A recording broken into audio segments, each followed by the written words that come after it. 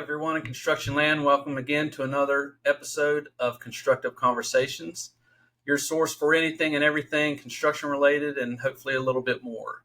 So I'm your host, Eddie Thompson, CPA CCIFP, and this podcast is brought to you by my employer, the fine folks of Brown Edwards and Company. Today we have a repeat guest on the show, the Chief Executive Officer of the Contractors Association of West Virginia, Jason Pizatella. How you doing, Jason? I'm doing well, Eddie. Thanks for having me back for a second round. Oh, you're welcome. You're welcome. It was just about 1 year ago that we recorded the very first inaugural episode, and you were the very first guest. So I wanted to make sure that as we entered the second year of this podcast, that I had you as the first guest of that season. So it's great to have you. I'm sure there's a lot that we'll catch up on. I noticed you have the Flying WV on your shirt today, so we're going to cue Country Roads. Do you happen to be going up to the game tomorrow?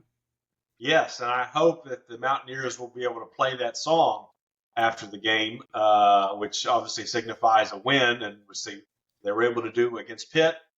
Not as successful last week against Kansas, but we'll keep our fingers crossed for a better performance against Utah. Right. Well, I think it was in our podcast last year that you had a Nostradamus moment and kind of predicted, or at least hoped, that maybe Rich Rod would be back on the sidelines.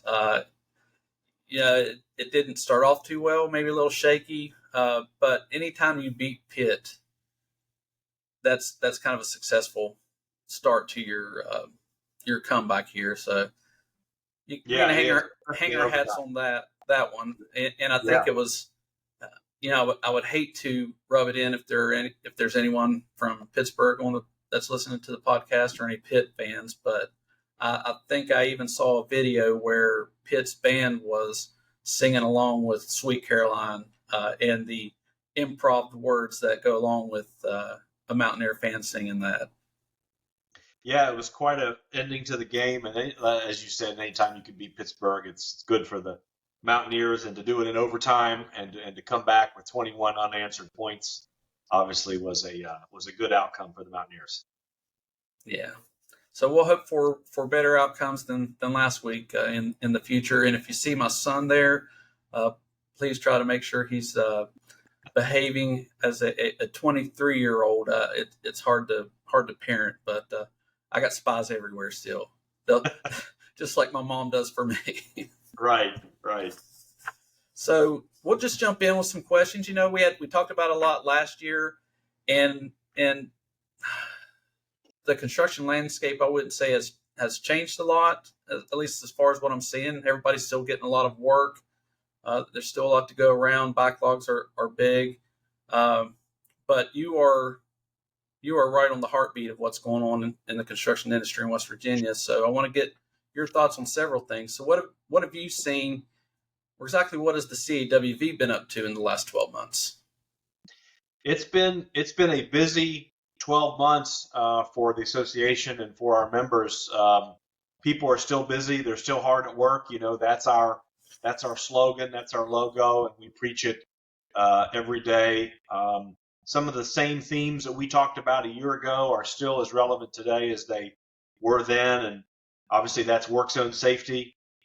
There was a fatality that affected the industry. One of our largest members about 2 weeks ago on Interstate 64. I always hate to start with a special podcast or special show like this with some negative news, but it reminds us how important work zone safety is to the industry. Losing one person is one person too many, and so work zone safety is something that we've been preaching every single day. Every day. The one thing that's keeping our members, I don't want to say keeping them up at night, but it's keeping them with their eye on the political landscape not just in Washington, but also in Charleston, and that is the issue of tariffs. The cost of commodities, how they're fluctuating based on some of our country's foreign policy and tariff changes over the last 9 months with the new administration. Eddie, just like if you're trying to build an addition onto your house, or our listeners trying to build something, they want to know what it's going to cost. And it's up to contractors to give them that as best estimate as they possibly can. And sometimes when commodity prices change, it makes it harder to plan. We as an industry, we love predictability, whether it's on cost, whether it's on workforce, on taxes. We like predictability because then it translates, it gives our customers predictability. And so while we always pay attention to the political system, regardless of where it is or what time of year it is, the tariffs is something that is keeping our members occupied, as well as trying to unpack some of the changes from the One Big Beautiful Bill Act enacted into law by Congress a few months ago. Is something that's keeping us busy, and us as an association, we try to keep our members up to date with some of the best news just as often as we possibly can, and the most up-to-date news so that they can operate their businesses effectively. Exactly. So speaking of tariffs, have you seen or I won't say provided any language, because even though I know that you're an attorney by nature, you're probably not giving out much legal advice, but have you seen any language as far as clauses in contracts for tariffs, tariff price adjustments, or it's sort of like what we did with price escalations in the past few years? Yeah, it's something that we are studying at the moment as possible changes to some of the standard form agreements. We rely on our professional members like Brown Edwards and others that advise us and advise our members on tax policy, which is important. Price escalation is something that, at least since the worldwide pandemic in 2020, is something that has been in these standard agreements. They weren't specific to tariffs, but it is something that we are examining with our state and federal agency partners as prices change, especially when there's steel involved or anything coming from China. There was an incident a few weeks ago, or an example a few weeks ago of a steel product that was in Canada. It was manufactured in Canada, but it was done so by a company that is headquartered in China. And so one of the things that I get calls about all the time, and I don't give legal advice on, but it is how do the changes in the tariff policy affect things like steel, something that our members buy almost every single day. And so it's something that we rely on our professional advisors, to tell us, but we don't have a crystal ball. And so things change, and we just try to give our members the best advice we possibly can while we can. And so that's something that is obviously keeping us very, very busy. Mm-hmm. Well, there was definitely a lot of items that came out of the One Big Beautiful Bill. Still trying to peel back every layer of that onion to see how it affects all of our clients and throughout the state. So you do a really good job of keeping everyone updated throughout the legislative session. Can you give us some highlights from the past legislative session? Yeah, appreciate you saying that, those kind words. I try to, boil it down as simply as I possibly can for our members on a weekly basis when the legislature's in session. We had a new administration in the governor's office. We had a new Senate president and a new leadership team in the Senate. The leaders in the House stayed pretty steady after last year's election. The legislature, every year, they have to appropriate funds to the road fund so that our Division of Highways can operate. The legislature appropriated an extra $100 million to the road fund from the general fund this year that our members have stayed very busy on, as well as they've continued to invest in water, wastewater, stormwater, broadband, and school and airport construction was a big emphasis item for the legislature earlier this year. You can't go anywhere in our state right now without seeing a bridge under construction, without seeing an airport terminal renovated, without seeing schools being renovated. And there was a new delivery method that the legislature authorized this year in West Virginia for the first time through Senate Bill 587, and that was what we call CMAR for short, Construction Management at Risk. It's a method that's been used in Ohio and in Kentucky with some success the last few years. but wasn't authorized in West Virginia until the legislature authorized it earlier this year, and it went into effect July 1st. And we're seeing a few state agency owners already try to explore using that delivery method. And so that was what the biggest things that came from the state legislature earlier this year. And as you mentioned, the One Big Beautiful Bill Act, having that certainty on tax policy and the tax rates that were set by the Tax Cut and Jobs Act of 2017, seeing those made permanent was something that was very important to contractors, as well as extending the depreciation provisions and the provisions on research and development. Because again, just having that predictability for contractors is something that makes our job easier, so that we can focus on what's important to our customers, and that is building projects and delivering projects on a timely basis. Mm-hmm. Yeah, so last year we were coming into an election year with a lot of uncertainties. I believe when we recorded this back in last September, we were coming upon the presidential election, and just everything up in the air at that point as far as where taxes were going to go, where some of the spending was going to go. And it's nice to at least have nothing certain, but at least have a little bit of certainty, like you said, coming up the next few years, and see where things go in the future from a political landscape. Just the past couple of days, we spent time out at the CFMA Buckeye Conference right across the river from Cincinnati in Covington, Kentucky. And they gave an economic update there, talked about a lot of spending in a lot of areas where construction was going on. Even talked about conversations they had with Ken Simonson, who I know is a friend of yours and a friend of our firm and CAWV. Can you talk about the construction industry economics right now in West Virginia a little bit?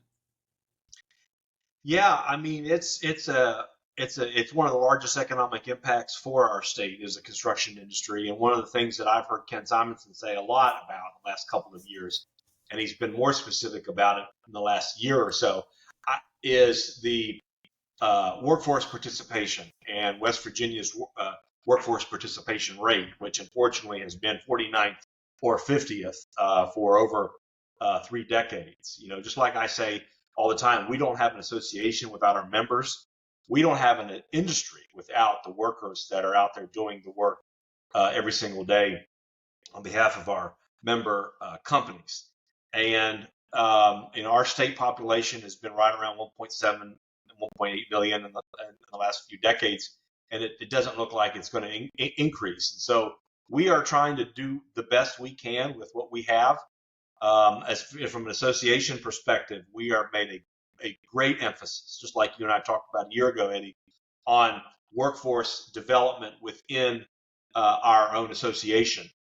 Because if we don't get students in the 6th, 7th, and 8th grade, which is where we're starting now, we even started in 4th grade in a classroom in Putnam County Schools earlier this year. If we're not starting that early, sometimes we miss our window to recruit the next best and the next crop of leaders in our industry, because we don't have that economic impact without the companies that do that work. And we have to rely on our state and federal public agency owners, to give us a forecast on what they plan to do over the next year or two, and they've done that. But it's the most pessimistic I've heard Ken Simonson, at least in my couple of years working for the association, with one caveat, and that is he was optimistic that while Congress is fighting over what to do with appropriations and spending right now, as you and I sit here recording this,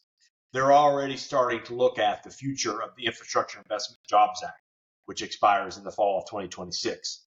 And so the fact that Congress is already paying attention to that, and that West Virginia is very well situated with Senator Shelley Moore Capito as the chair of the committee that's writing that next bill, that's the one piece of optimism we have, is because what we do, Eddie, and what your clients do is very politically popular at a time when there's all kinds of other things to argue about politically in this country, and in this state.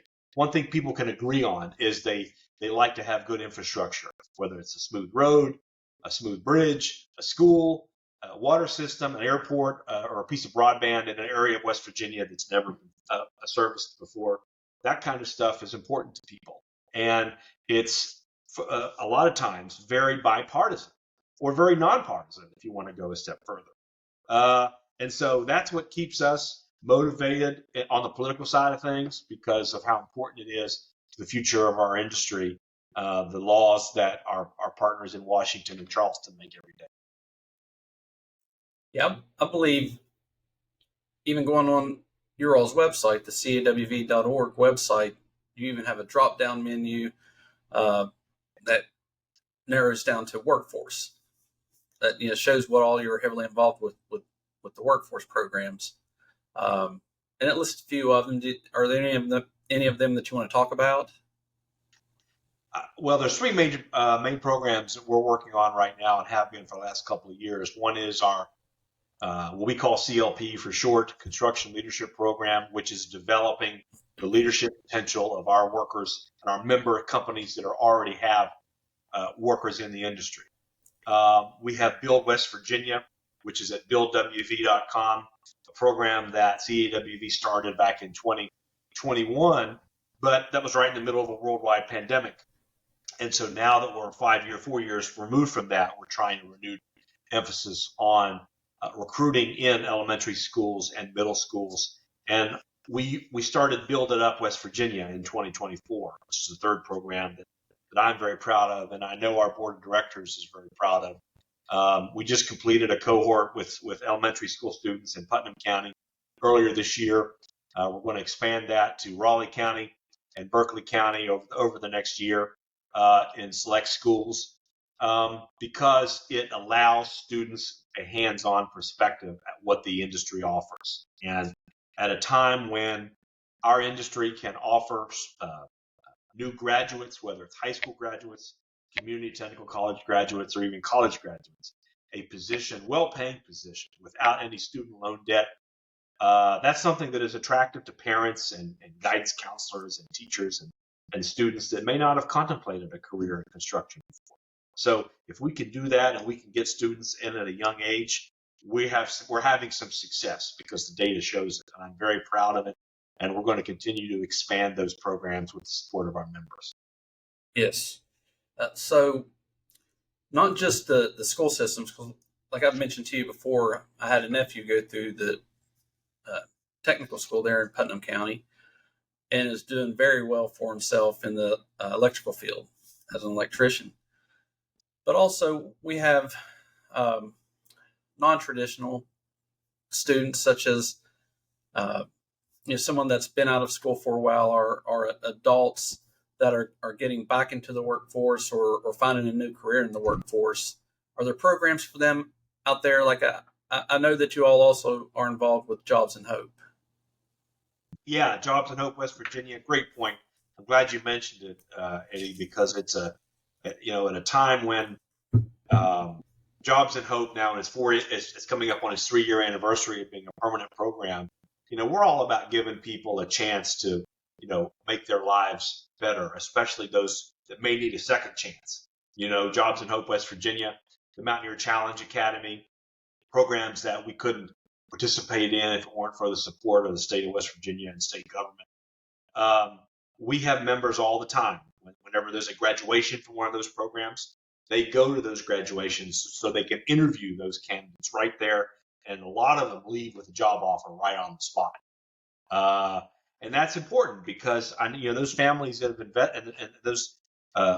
have invested in those particular men and women that want to better their lives, if they can leave with a job offer on that day, it just makes the fact that they went through that program and completed it that much more worthwhile. And the last program that I'll mention that is not a CAWV program, but it's one that our members are using a lot of these days. It's called West Virginia Ready. It's a program that the community technical college systems have started under one roof because the state is now paying last dollar tuition for people that want to go and get a credential or get a license in the construction field. Our members will hire them. And we're seeing that having a very positive impact right now in West Virginia, and we're just going to keep supporting it as long as our state government partners support it. Very good. Very good. So when we talked last time, you had your big three, and I know that there are a lot of projects going on in the state. A lot of talk of data centers, not just in West Virginia, but all over the country. And I know that's become a big thing. The data centers, the powering stations that will actually power those because they require a lot of electricity, a lot of power. Have you replaced what was in your head as the big three in West Virginia with any new projects, or do you see what's out there on the horizon as far as large projects and the future of construction in West Virginia? Yeah, data centers is obviously something that our legislature has emphasized, as well as Governor, Morrissey's office. There are several permit applications that are pending. There are a few in Mingo County. There's a few in Tucker County that's pending between Thomas and Davis at the moment. I suspect within the next year, maybe the first or second quarters of 2026, you're going to see some announcements about some data centers in West Virginia. There's two big threes, right? One is the Quarter H, Coalfields Expressway, King Coal Highway. Those are the three big projects that are three big major highway projects that are out there right now. The Morrissey administration has shifted some of those funds with an emphasis on Quarter H.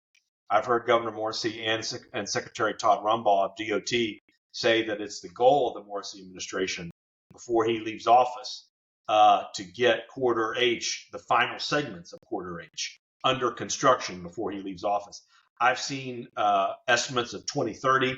I've seen estimates of 2035 of being able to get that road complete all the way from Weston to off of I-79 all the way over to the Virginia state line through Wardensville in Hardy County. There are some other projects here in the Kanawha Valley that have just been finished that people are talking about. Jefferson Road's being completed, 4 lanes, all the way from Corkle Avenue to US 119 Corridor G. If you're driving on I-64, you're seeing a new interchange built at Culloden. You're seeing the Nitro St. Albans Bridge now been open for a year, and you're seeing the widening of the interstates all the way from Merritt's Creek to Barbersville. Interstate 77, they're doing a full depth replacement of the interstate in Jackson County and the Kanawha County state line. And of course, I-79 just saw a big widening project finished. The Wheeling Streetscape is wrapping up in Wheeling, and I-81 is being widened in Martinsburg. So you take all of those different projects and you combine those with the big three. There's a lot of stuff going on right now, and that's why the future of the Infrastructure Investment Jobs Act, whatever happens in the fall of 2026, is so important to West Virginia, because those projects can't happen without the funding from our federal agency partners. And so that's kind of what's going on. Still a lot of schools under construction and being renovated, not just in the Kanawha Valley, but statewide. And so that's going to keep our members busy for a long time to come, especially with some of the transmission projects that are currently under application right now with the Public Service Commission, whether it be a natural gas pipeline, whether it be continued use of the coal industry and coal-fired power plants, but also transmission of that electricity within the PJM network, of which West Virginia is a part. So all very important, and it's stuff that's keeping our members across all segments of the industry very, very busy. Yes, definitely. And this, I would have to think that this investment in infrastructure just spurs economic development in other areas, bringing in more businesses to the state because our roads are better, or their access to areas of our state are better. So I appreciate the investment as far as it cutting down my commute from Eleanor to Charleston to under half an hour. So that's been great for me. What would you consider, this is a 2-part question, the biggest advantages and the biggest threats to contractors right now? Well, let's start with the biggest threat first, and that is the ability to recruit the next generation of the contracting industry. We in West Virginia are blessed with a number of member companies that are second, third generation owned. We have they're headquartered right here in West Virginia. A company like Orders Construction, comes to mind as one that's been around for several generations, and we hope is around for several generations more. Neighborgall Construction is another one that comes to mind. But those owners are looking at who the next generation is, not as far as ownership goes, but as far as who is going to work in the industry. And that's the biggest threat is if we don't have the workers necessary to deliver the projects that our state and federal agency partners ask us to deliver. So it's a big challenge, and it's why we as an association have put such an emphasis on workforce, not just workforce development, workforce training, but workforce participation. People that may have left the workforce for a number of reasons, but maybe go through Jobs in Hope, West Virginia, or maybe decide to go and get a 2-year community technical college degree. We want them to consider construction, and if we're not successful, that could be a big threat in the future. One of the advantages is we have a small state, and we have the industry has access to the decision makers that affect the future of the industry in ways that some of our large state neighbors cannot. I have members all the time that will call me and they'll say, hey, they want to talk to the Commissioner of Highways, or they want to talk to the Governor's Chief of Staff, or they want to talk to someone in state government who has a decision pending that's going to impact their business. If you're in a big state like North Carolina, Florida, Georgia, Pennsylvania, and others, sometimes you don't get that personal treatment. In West Virginia, you can. You can get the governor on the phone, pretty quickly if there's a particular project that's of importance to him. And then finally, I think an advantage for West Virginia contractors is the stability with which our legislature and our state government are supporting construction projects. If you're changing policy, which sometimes happens at the federal level every 4 years, every 8 years, that predictability sometimes goes by the wayside. In West Virginia, we have the stability of having a stable tax system and a business-friendly climate, and that's one of the biggest advantages that I tell people when they contemplate investing in West Virginia. So there's a lot of great strengths and advantages. To your point about future leadership, and I think that's great why you all have the construction leadership program in place. At the conference we just attended, they had a diagram set up. It was a pie chart of the age group demographics of the construction industry, at least in Ohio where we were. And over 52% of that workforce was over the age of, I believe, 44, which, in a couple, 15, 20 years, they're cycling out. The worry is that there won't be the next generation to take over.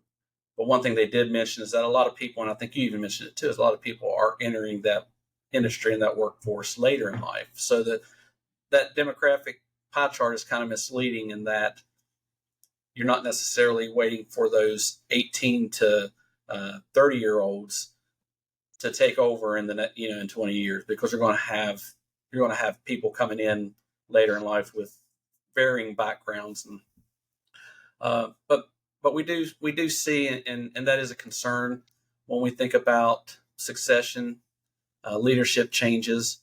There are a lot of options, as far as passing on to family members or key employees, or ESOPs have become popular, and even private equity. Private equity tries to come into everything where they can make a return on their investment. So finding the right fit, what fits for your company. Hopefully everyone is doing their part to identify down the road where the next group of leaders for the company is going to come from. Yeah, I hope so. And succession planning is something that's very important. And if you're not doing it, what's the old saying goes, if you're not moving forward, you're moving backwards. Or if you're not moving forward, you're losing ground. When it comes to succession planning, that's important. And I know it's something that is on the minds of our members. And that's why they rely on tax professionals and accounting professionals like our friends at Brown Edwards to help advise them on things like that. Because it's important to have a professional or a group of professionals on your side so that you don't have to do it by yourself, do it alone. So biggest threats to contractors right now? Yeah, as I mentioned earlier, it's not having that workforce in place to be able to deliver the projects that we're asked to deliver. And another threat that I think probably goes without saying, but I'm gonna say it anyway, and that is the instability. A lot of people in the construction industry, at least in West Virginia, they don't often pay attention to foreign policy, right, for our country, whether it's Ukraine, whether it's Israel, whether it's Russia, whatever the case may be. Our foreign policy in this country, tariffs aside, is causing some instability in prices.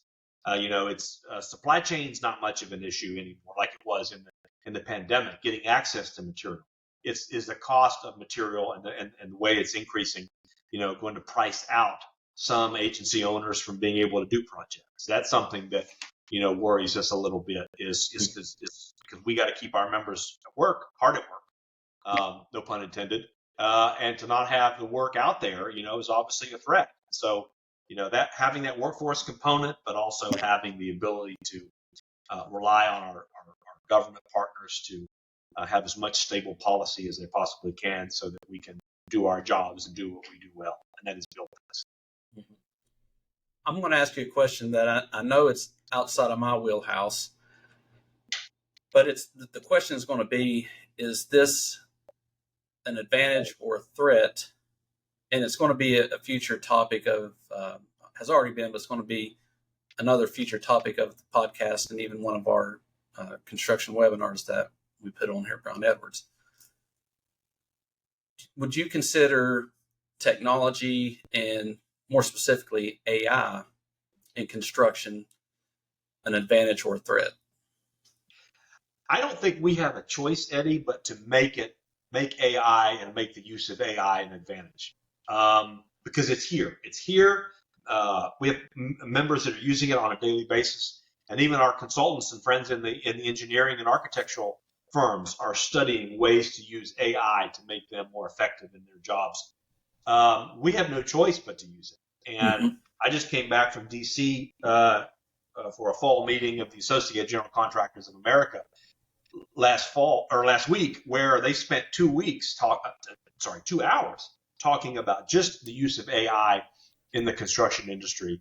And I've always been a little bit hesitant. Again, I'm a lawyer by training, and so I was taught how to write like a lawyer. I've even seen ChatGPT and the ability to use some of those open AI apps and subscription services.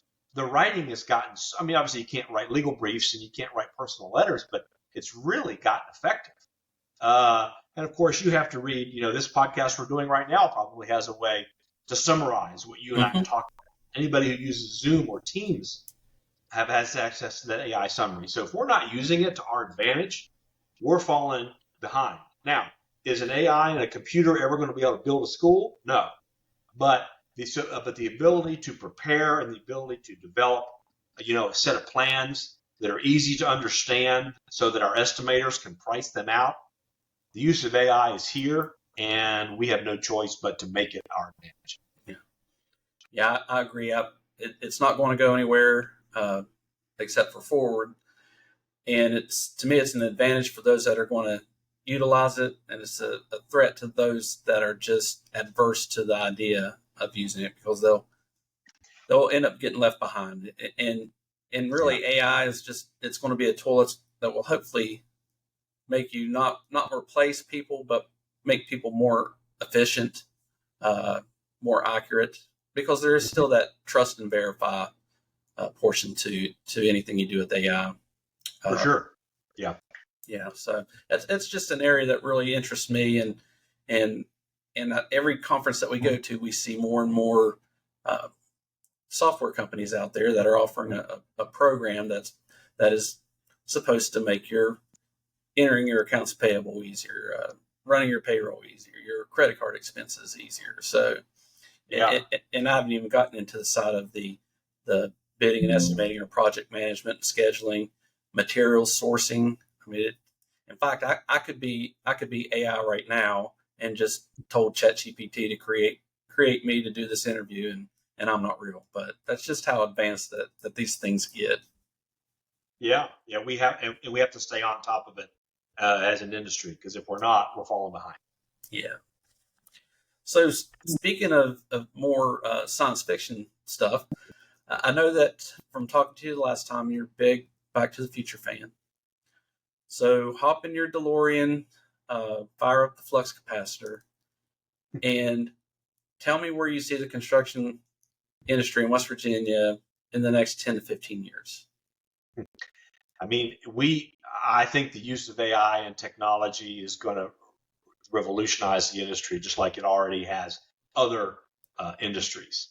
Our ability to be innovative and our ability to deliver projects on time, efficiently, under budget is important, because if we don't do it, member or owners will find a way to either do it themselves or hire someone else to do it. So we have to maintain the ability to train, the ability to recruit workers, the ability to lobby and advocate for our industry's behalf in Washington and in Charleston. If we don't do all three of those things, then it's going to be it's going to be trouble. But as far as the crystal ball is concerned, we as association, our association has 503 members. About 210 of those are contractors, and the remainder are those businesses like Brown Edwards that support the construction industry.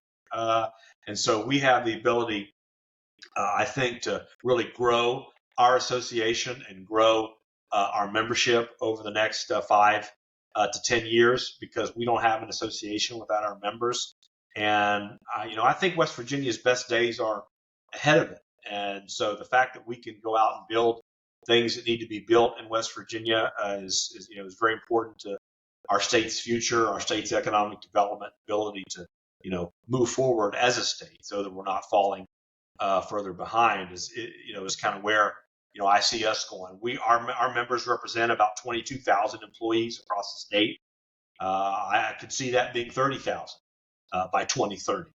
Our border counties allow people to work every day in West Virginia, but live in Winchester, Virginia, or live in Harrisburg, Pennsylvania, or whatever the case may be.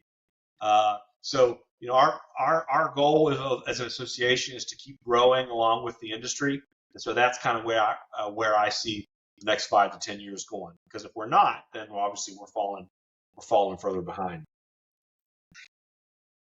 We're about to wrap up this episode, but are there any parting thoughts that you want to share with the audience? No, I mean, we cover a lot of ground in this. The fact that you guys had me here, Eddie, for a second year or a second bite, is very special to me. Podcasts like these are very important, because I try to find a new podcast or a new niche. If it's not true crime, it's something like what I'm doing at work while I'm driving up the interstate. And so I hope that it's been insightful for some of your listeners about the industry. And for those that aren't in the industry now that may come across this and think, hey, I've got a son or a daughter or a niece or a nephew that is looking for what their career path could be, maybe they'll consider construction. If they do, I hope they go to CAWV.org or buildwestvirginia.com and give us a call, because we're here to help. Mm-hmm. Well, you know how much we appreciate the relationship we have with you and the Contractors Association of West Virginia, the partnerships that we have. It's always great to talk to you, and I know that I can count on a lot of great information for you to deliver to the audience and to all the members of the CAWV, and so on and so forth. But Jason, I really appreciate you taking the time. I know you're busy, but to spend an hour here with me and put out more content, great information. I really appreciate that. And we'll do this podcast again in another year, but we'll talk a lot in between that year. I hope so. Thanks for all you guys do to support our industry, and for having me on the podcast again. I really enjoyed it. You're very welcome. So this wraps up another edition of Constructive Conversations. Again, we want to thank our guest, Jason Pizatella, for being with us today. Make sure to subscribe to the Brown Edwards podcast on the YouTube channel or wherever you subscribe to your podcasts. This has been your host, Eddie Thompson. So long until next time.